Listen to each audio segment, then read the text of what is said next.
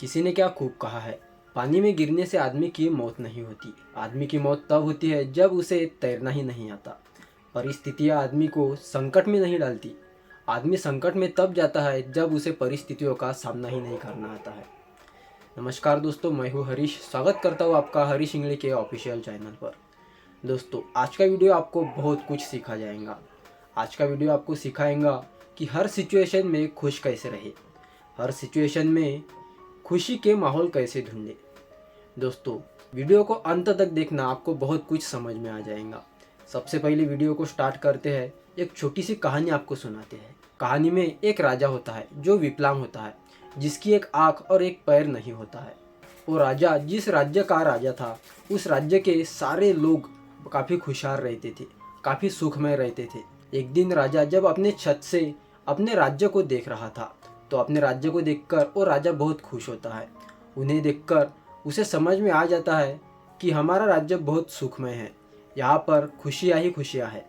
और ऐसे ही वो अपने राज्य को देखकर अपने ही महल के एक रूम में जाता है और वहाँ पर जाकर देखता है तो उसके पूर्वजों के बहुत सारे पेंटिंग वहाँ पर लगे हुए थे। राजा के पिता के पिता की ऐसी कई सारी राजा के पूर्वजों की तस्वीरें वहाँ पर लगी हुई थी।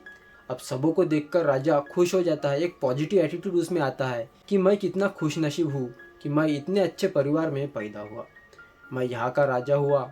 मेरे पिता के पिता बहुत बड़े राजा थे और मैं भी एक राजा ही हूँ। और ऐसे में सभी तस्वीरें देखकर उन्हें एक और तस्वीर दिखती है, एक और फ्रेम दिखती है, खाली फ्रेम। उसे देखकर राजा एकदम से नाखुश हो जाते हैं। उनके चेहरे का तेज मानो गायब सा हो जाता है। उस तस्वीर में वो समझ जाते हैं कि यहाँ पर उनकी तस्वीर लगने वाली है। वो इसीलिए वहाँ पर दुखी नहीं होते कि वो मरने वाले हैं, वो इसलिए दुखी होते हैं कि मैं विकलांग हूँ, मेरी एक आँख नहीं है, मेरा एक पैर भी नहीं है। ऐसे में मेरी तस्वीर यहाँ पर कैसे लगेंगी, कितनी भद्दू सी मेरी यहाँ पर तस्वीर लगेंगी। और उनके पूर्वजों की तस्वीरें इतनी प्यारी प्यारी थी, इतनी महान थी, जिसको देखकर किसी का भी मन प्रफुल्लित हो जाए। अब ऐसे में उनकी तस्वीर तो भद्दू सी लगने ही वाली थी। तो ऐसे में राजा उसी दिन सोचते हैं कि अपने राज्य के सारे पेंटर को एक साथ बुलाएंगे और सबों से कहेंगे कि जो भी मेरी बहुत अच्छी तस्वीर बनाएगा मैं उसे बहुत सारा इनाम दूंगा। अब ऐसे में सारे के सारे पेंटर वहाँ पर आ जाते हैं। राजा की बात सुनकर सभी के सभी राजा को कहते हैं, राजा आप तो अपाहिज है, आपका एक पैर भी नहीं, आपकी एक आँख भी नहीं, ऐसे में आपकी एकदम सुंदर तस्वीर कैसे बनेगी।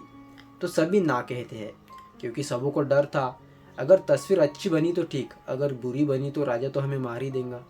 तो उसमें से एक छोटा बच्चा जो 20-22 साल का होता है, जो एक पेंटर का ही बच्चा होता है, वो राजा से कहता है कि राजा, मैं आपकी इतनी प्यारी इतनी सुंदर तस्वीर बनाऊंगा कि हर कोई उसके गुणगान गाए बिना नहीं रहेगा।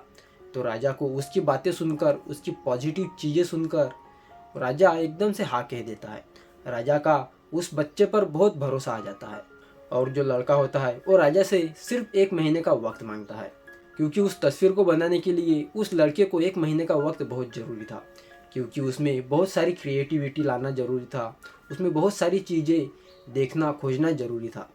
अब ऐसे में राजा उसे कहता है, ठीक है बेटा, तुम्हें जितना टाइम चाहिए तुम उतना वक्त ले सकते हो। अब ऐसे में 1 महीना गुजर जाता है। 1 महीना होते ही वो लड़का वहाँ पर वो तस्वीर लेकर आता है और सारे लोग उस तस्वीर को देखकर काफ़ी खुश हो जाते हैं। कोई सीटियाँ बजाने लगता है, कोई गुनगान गाने लगता है, कोई तालियां बजाने लगता है। और राजा भी उस तस्वीर को देखकर बहुत खुश हो जाते हैं। दोस्तों, उस लड़के ने उस परिस्थितियों का सामना किया, उसने आगे का नहीं सोचा। अगर उसने बुरी तस्वीर बनाई तो राजा उसे क्या सजा देगा, उसने ये कुछ भी नहीं सोचा। उसने ये सोचा कि मुझे तस्वीर किसी भी हालत में अच्छी बनानी है और मैं ये अच्छी तस्वीर बना के ही रहूँगा। उसने निगेटिविटी अपने मन में लाई ही नहीं।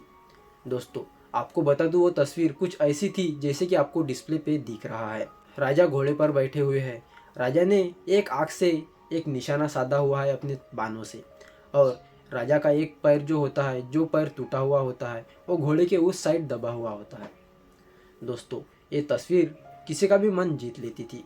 उस बच्चे की क्रिएटिविटी को राजा ने बहुत पुरस्कार दिया, उस लड़के को राजा ने बहुत पुरस्कार दिया और उसे वहाँ से विदा कर दिया। दोस्तों, हमें भी हमारे लाइफ में ऐसी चीज़ों से सामना करना ही पड़ता है, हर मुश्किल से हमें लड़ना ही पड़ता है। दोस्तों, अगर लड़का भी यहाँ पर राजा को नहीं कहता तो शायद राजा सबों को सजा देता। और यहाँ पर लड़के के क्रिएटिविटी को राजा ने बहुत सारे पुरस्कार दिए। दोस्तों, आपको इस वीडियो से, इस कहानी से क्या सीखने को मिला हमें कमेंट में ज़रूर बताइए। और हमेशा की तरह इस बार भी मैं आपको एक ही बात कहूँगा कि हमेशा नाम ऐसा करो कि काम बन जाए, या काम ऐसा करो कि नाम बन जाए। मिलते हैं अगली वीडियो में, तब तक के लिए अपना ध्यान रखें।